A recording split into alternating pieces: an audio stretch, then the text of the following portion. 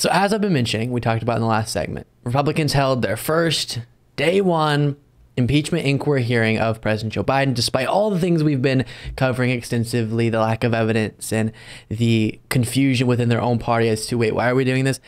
And Neil Cavuto, a Fox News host, and not Jessica Tarlov, who is liberal and proud of it. Neil Cavuto, a typical Fox host, was willing to say, all right, I've been watching these hearings for, and I'm playing the clip preemptively, whoops.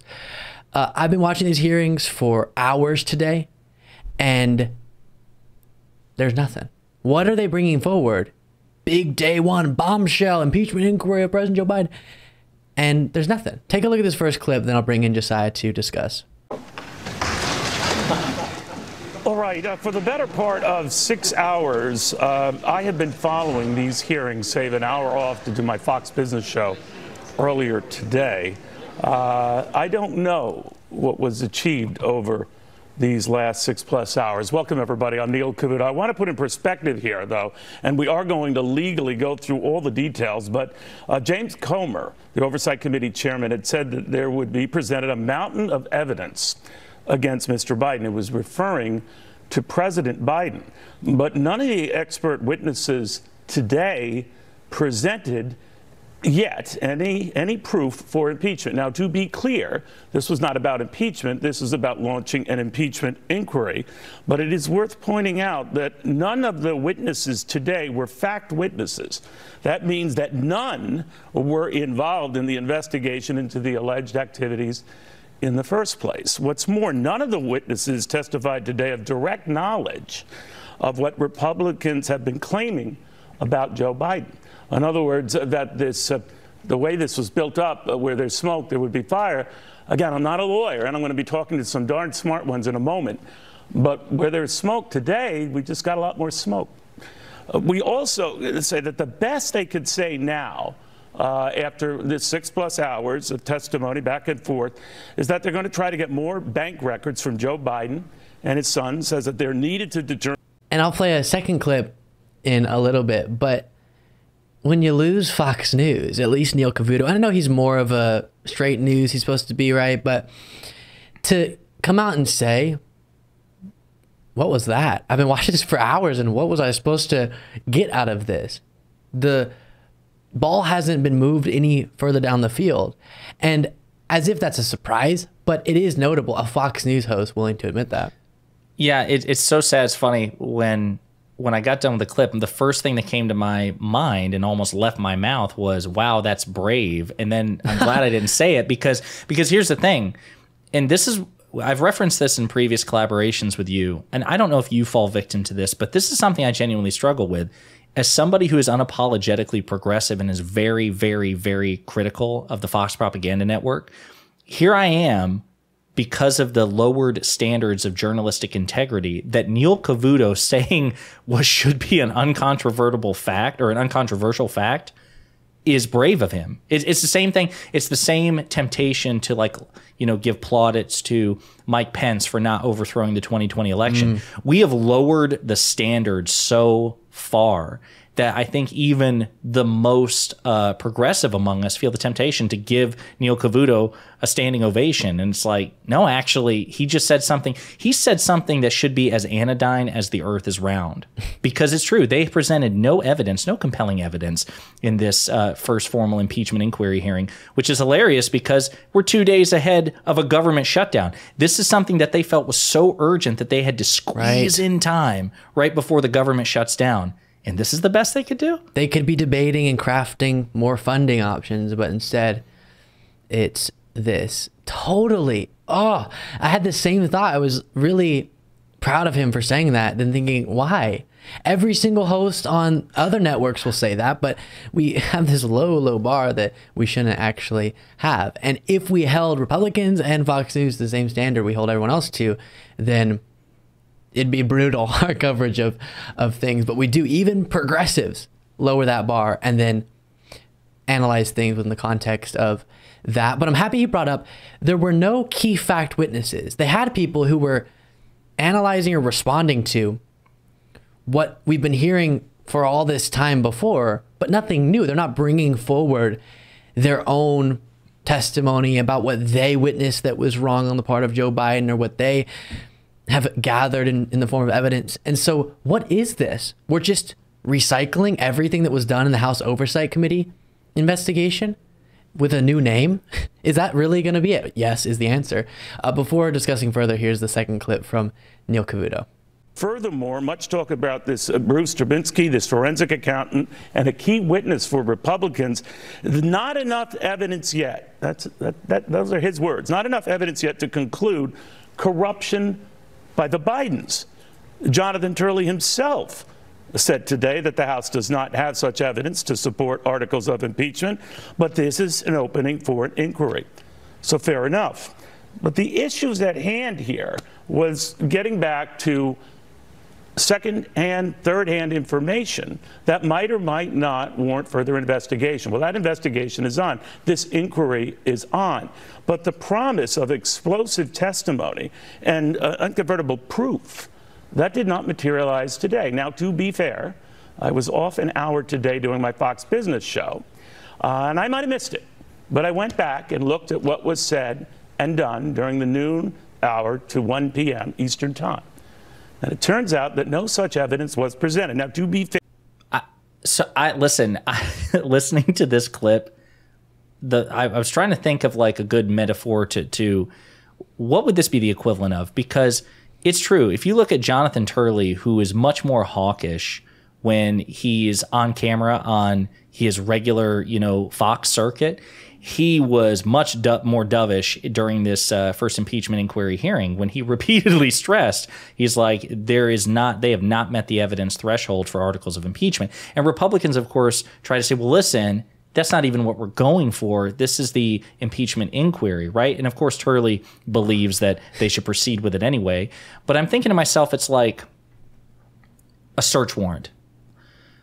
Somebody wants a search warrant to search my property, and I have a son whom they think is kind of shady, so they have questions about his conduct. They really want to come after me, and so based on questions they have about my son, they pursue a search warrant against me. No judge would ever grant it, because you need something like, you have to hit a very high threshold against the subject of a search warrant to be given a search warrant for them, right?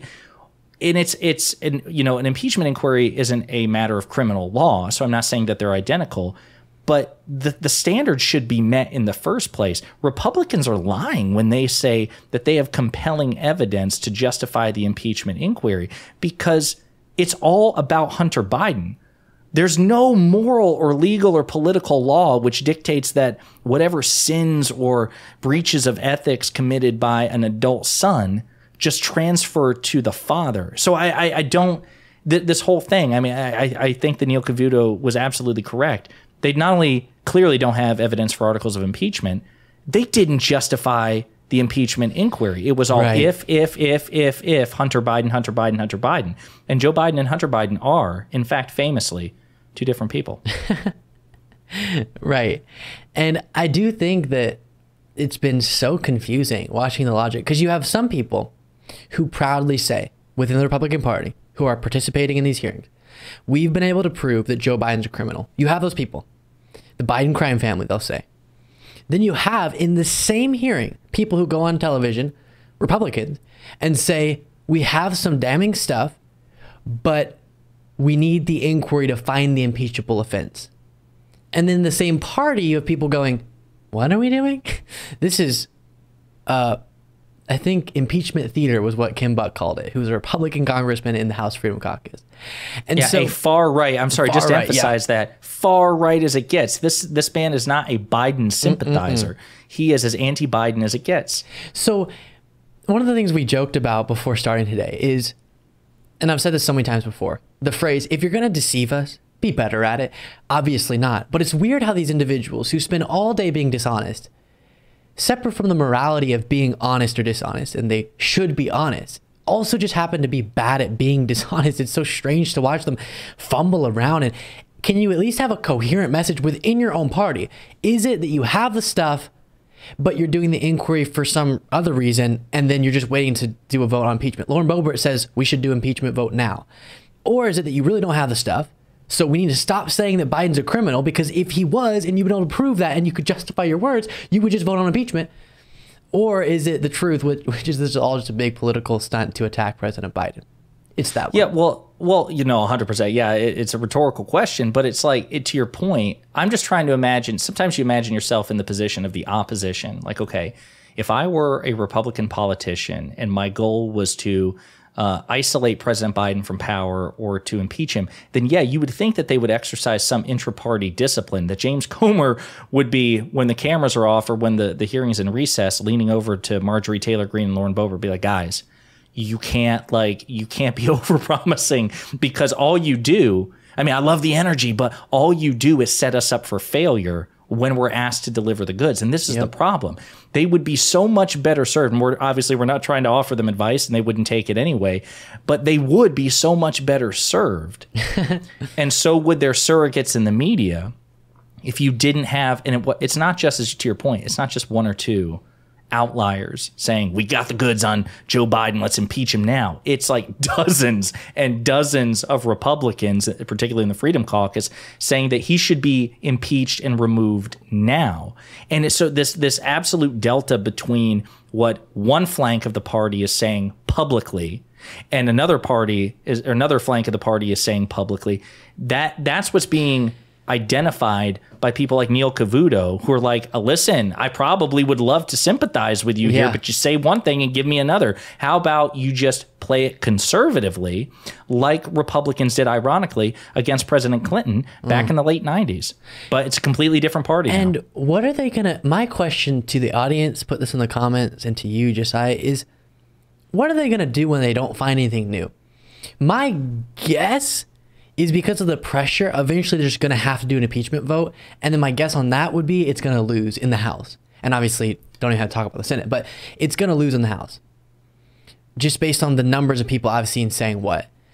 But it's going to be so awkward when they do however many hearings they're going to do for the impeachment inquiry, find nothing new. You have all these people on the record saying, I sure hope we can prove it. I can't wait till we find the smoking gun.